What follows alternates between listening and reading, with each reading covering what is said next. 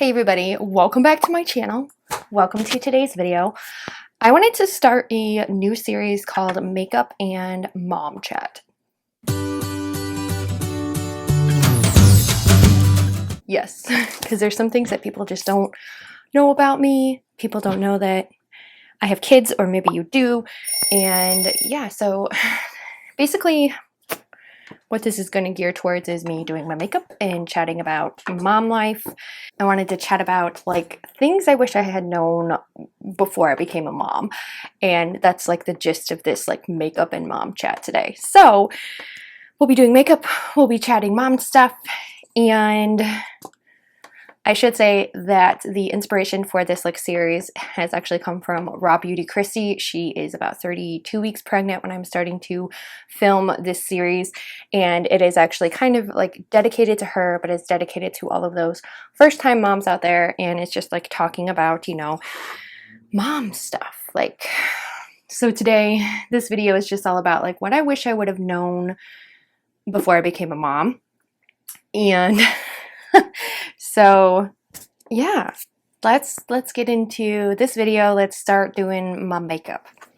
I'm going to use an e.l.f. putty eye primer, and this one is supposed to be comparable to it's a MAC, like, I can't remember what it's called, but it's a MAC eye primer.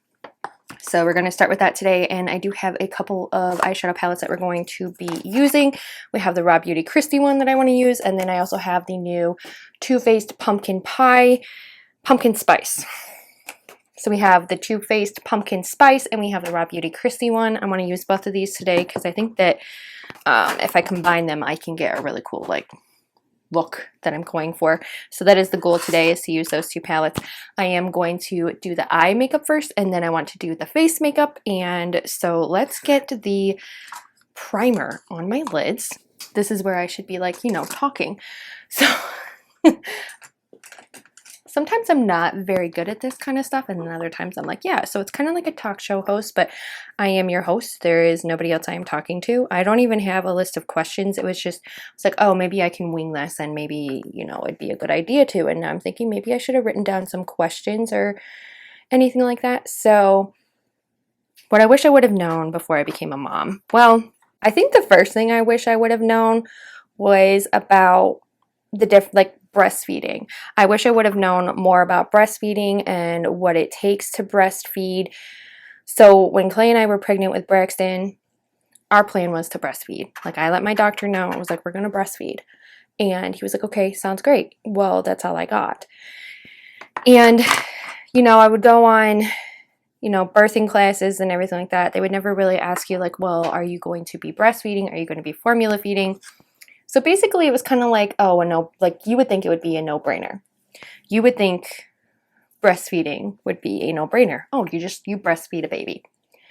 Well, when we had Braxton, I tried breastfeeding, and it did not go well at all. And there are so many things that I wish I had known about breastfeeding that so many people don't tell you about until you actually have the baby.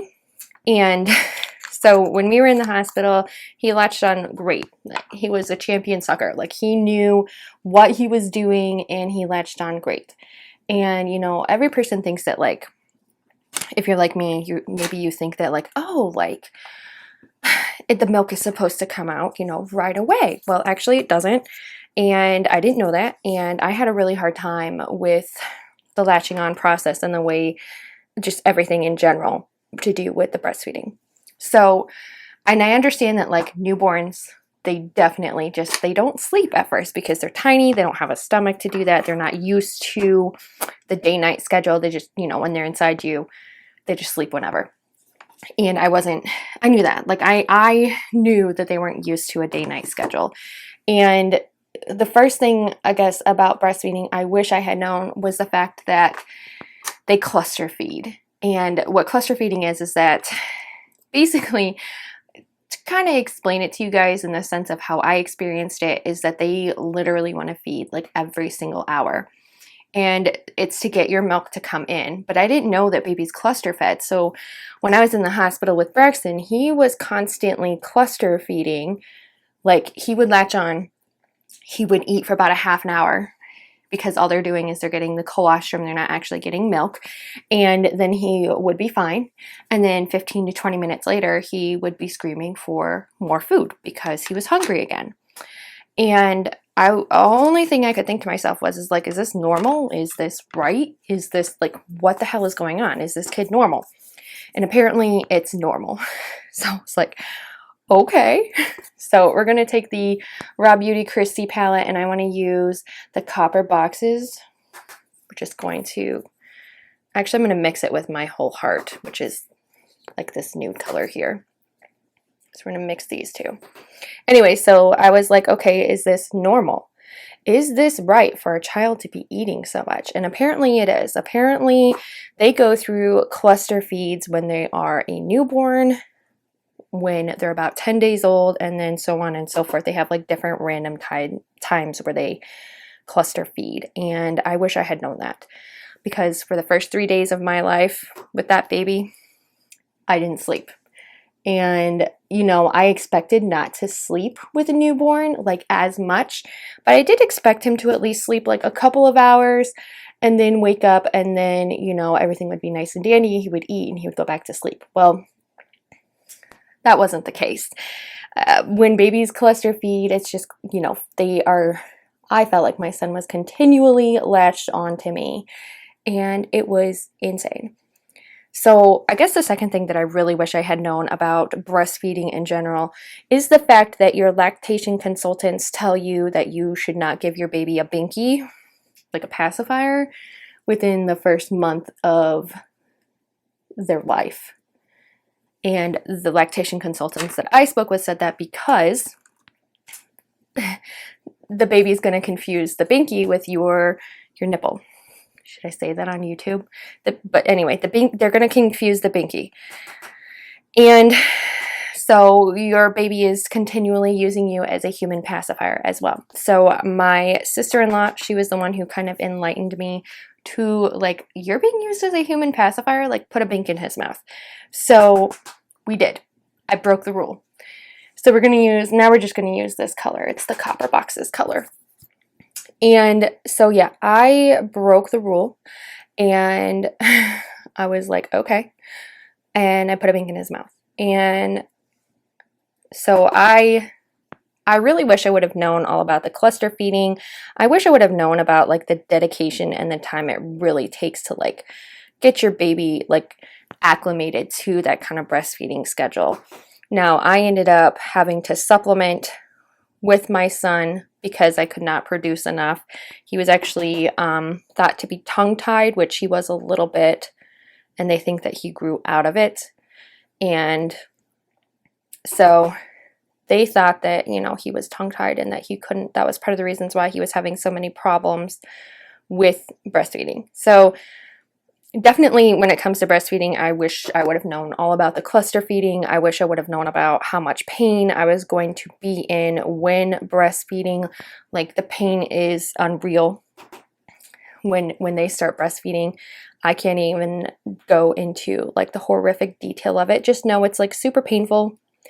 And apparently you eventually get used to it, and there are some women who are great troopers out there who can do it, but there are some women whose anatomy just isn't made for breastfeeding. And I wish that, you know, doctors actually talked about that, where there really is an anatomy that a woman needs to be able to breastfeed. So I guess as a first-time mom, that is the first thing I wish I would have known about. More about breastfeeding, more about how the baby cluster feeds, more about how they acclimate to a breastfeeding schedule, more about how it hurts, how you could prepare yourself more, like what you can do and how you can like mentally prepare yourself for that aspect of breastfeeding. Now with Claire, we didn't even try breastfeeding. We just formula fed her.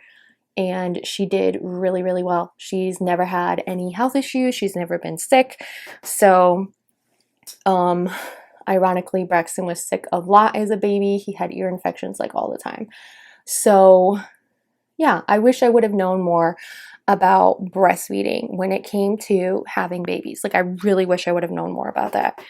And then I guess like some of the other things I really wish I would have known more about as a first-time mom is there are times where you will have to wear your baby. There are times where all you do is focus on your baby. I think the thing that I really want to emphasize on is that you should not feel guilty if you aren't able to get anything done that day but take care of your baby. I think that's more of where I should go.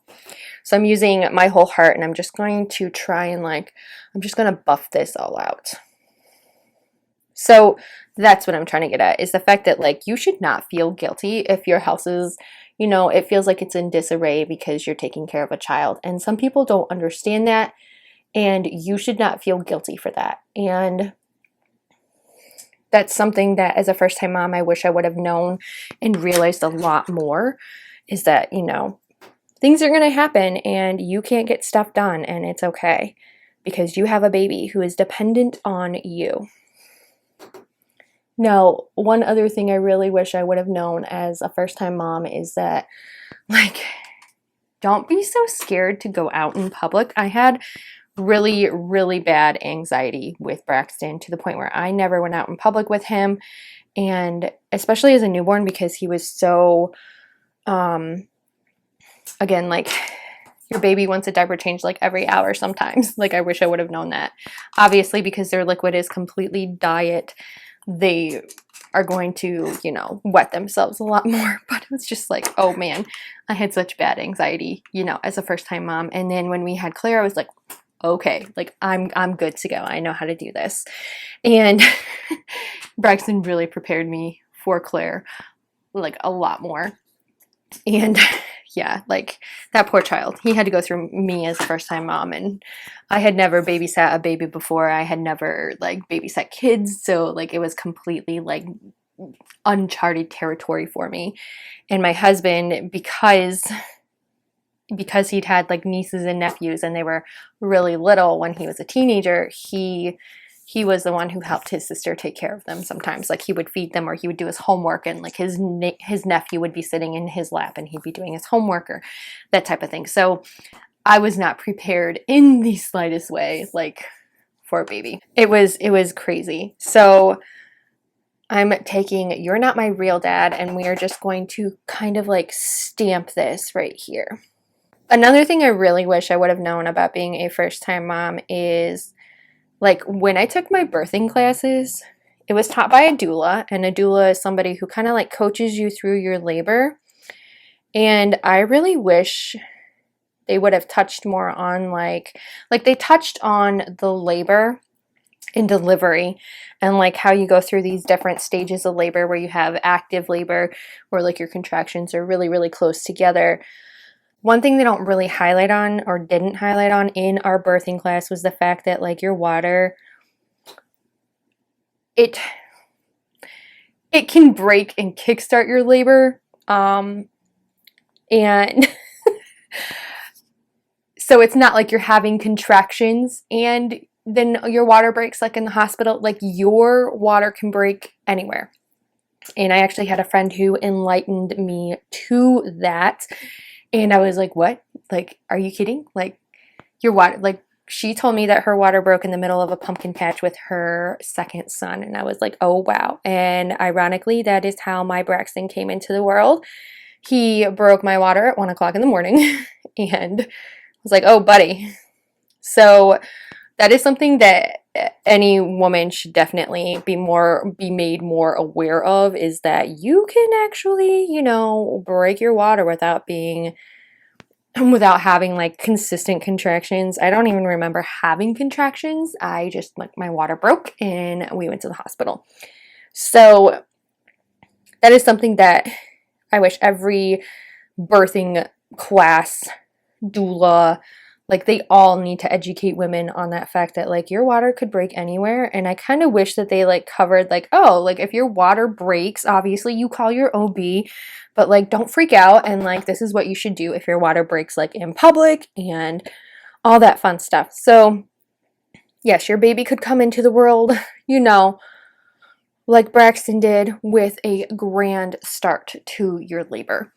I did not have a doula when I went into labor with Braxton. I actually had my mom there, and I feel like she was much more of an advocate and for knowing how labor goes than what a doula. I mean, like, doulas primarily, they've had kids, I think, but like my mom, she's had 3 kids, and she was there in the labor room with me, and I think she was probably the most comforting thing for me, was having my mom there. She's been through labor 3 times, and it was very comforting for me. As a first time, like if you're delivering first time and you can only have one person in the room, like with COVID going on, it should be your mom. And because your mom is your comfort, your mom is your safe space, and then she's also gone through labor. I feel like I'm kind of jumping all over the place talking about labor and then talking about, you know, breastfeeding and all that kind of stuff. So anyway, one of the things that I really wanted to highlight on, like as a parent, as a first-time parent, or even as just like a parent in general, people are always saying like, okay, so why does my kid always act so awesome in public, and then when we get home, he's just a wreck? I've heard parents say this. I even say it. And it's like, okay, so my kid, they're perfect when they're out. And then when they get home, they are just a wreck. They're crying, they're tantruming, they're clingy, they're all over you, and you just want to get stuff done. And there was something I read on Facebook, I believe it was, and they were talking about how home is your child's safe space. You are your child's safe space, and when they're out, they're holding in all of those emotions, and they're just, you know, trying to keep it together when they're out in public. And then when they come home, it's their safe space, and they can kind of unleash, you know, like they can definitely like let loose. So now I'm going to go into the pumpkin spice palette. I want to play with some of the purples in here. This, or maybe some of the greens. Maybe we'll play with some of the greens today. I think it'll definitely complement the maroons quite a bit. So we're gonna play with some of the greens. I'm gonna take this is a la mode, and it's kind of like it kind of looks like baby poop.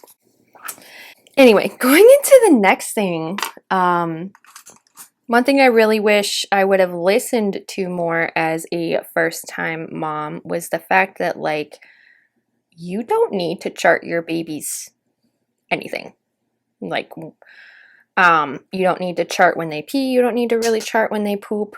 You need to be more, I mean, yes, you need to be aware of, you know, when a baby is doing things, but it doesn't need to be one of those things where you write it down on a chart. They have you do it in the hospital just to make sure that the baby is like functioning the way that they are supposed to. But when you get home, you don't need to do that. And so when Clay and I were first-time parents, we were doing that because it's what they told us to do in the hospital. And my parents were like, you don't need to do that.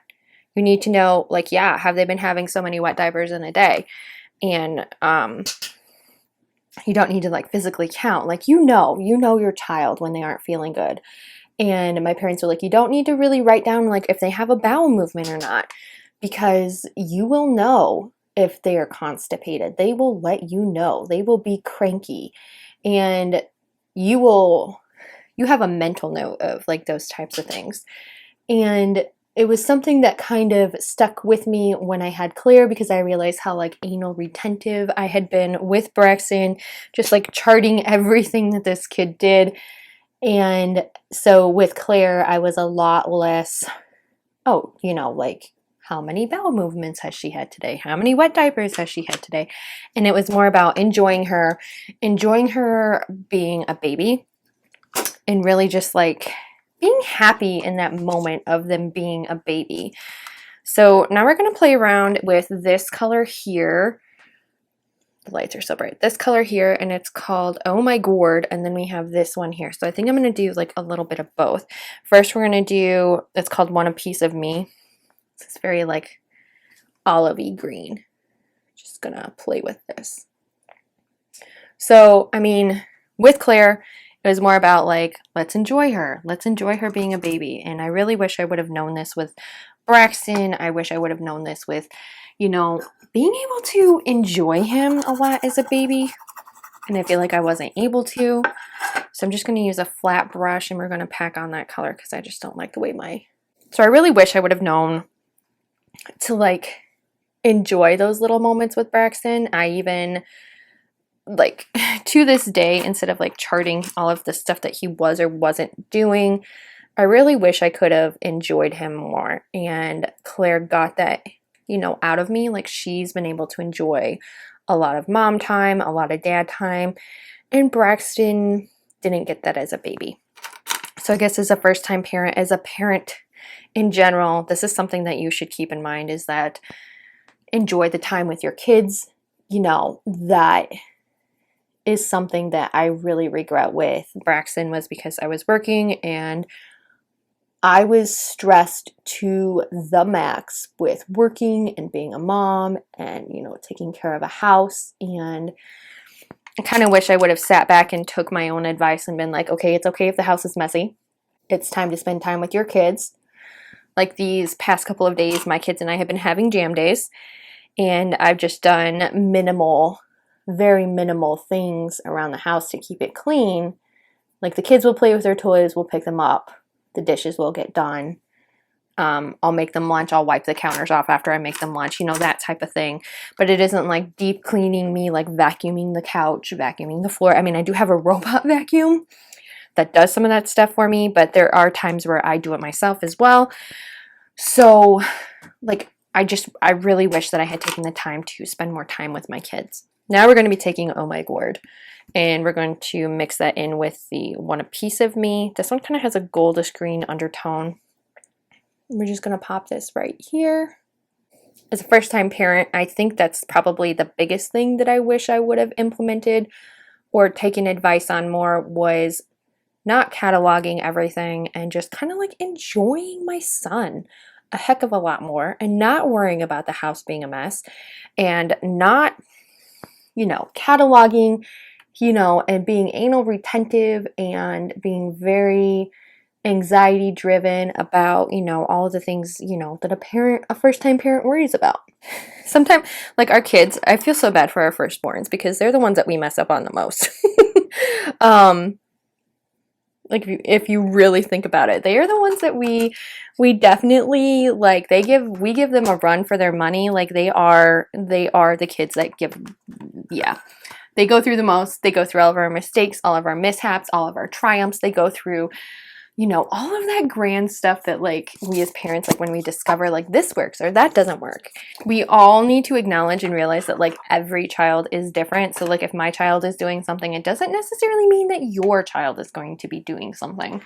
And that is another thing that like I definitely realized. Like I was more like, oh, well, their kid's doing this and their kid's only a couple months older than B. Like when is he going to do that? And yeah, like so we're using the Pretty Fresh. This is their Hyaluronic Hydrating Foundation in the color Light 33C.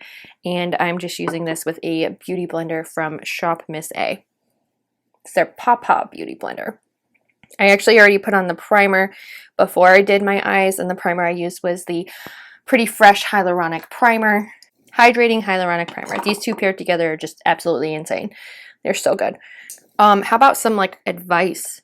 So when it comes to clothes, shoes, all that kind of stuff, I think the only really like advice that I can give someone is the fact that like your kid is growing super fast, which is like obviously that is a duh situation.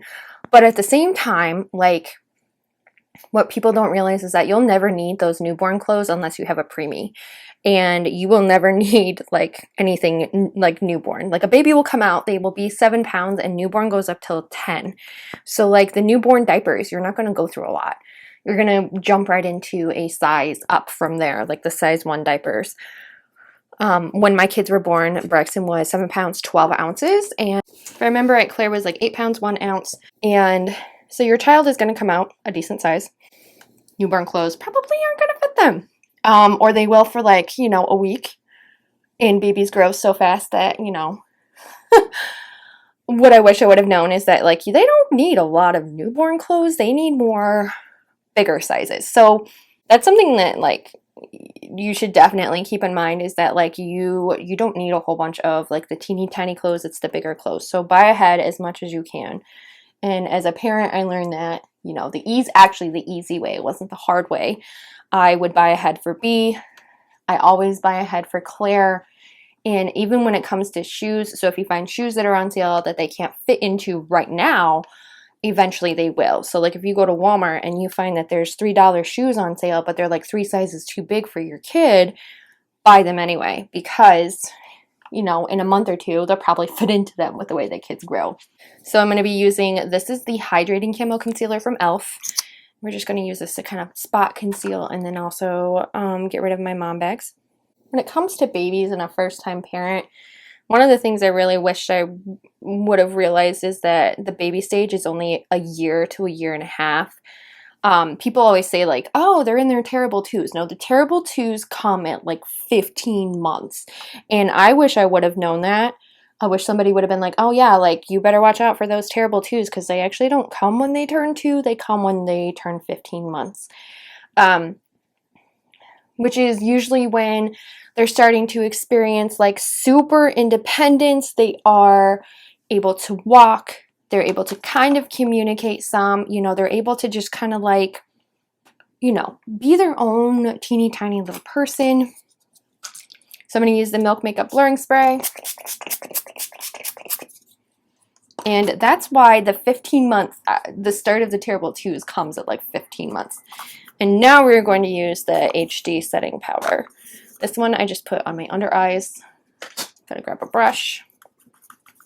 So that is something that I wish I would have known, is that terrible twos come at 15 months.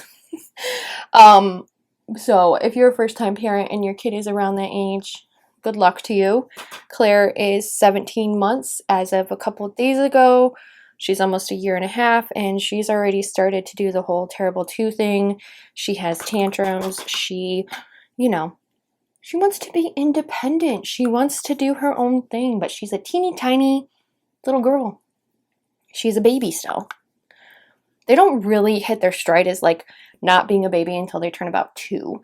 When they turn 2, that's when they really become a toddler, when they can speak more, when they get more like they are interactive at the 18-month stage. But like I feel like when they're 2, they like to do a lot more. They like to be a lot more adventurous.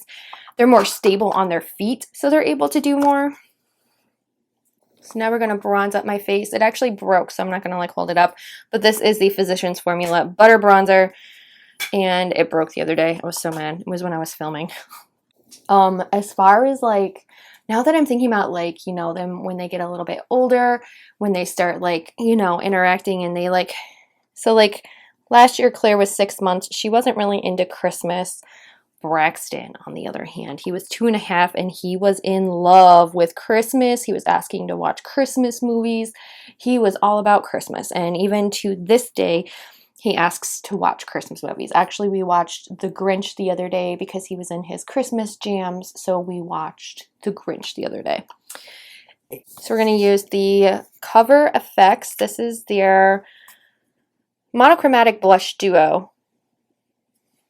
These are so pretty. I do really like that. I got this from the 21 Days of Ulta Beauty.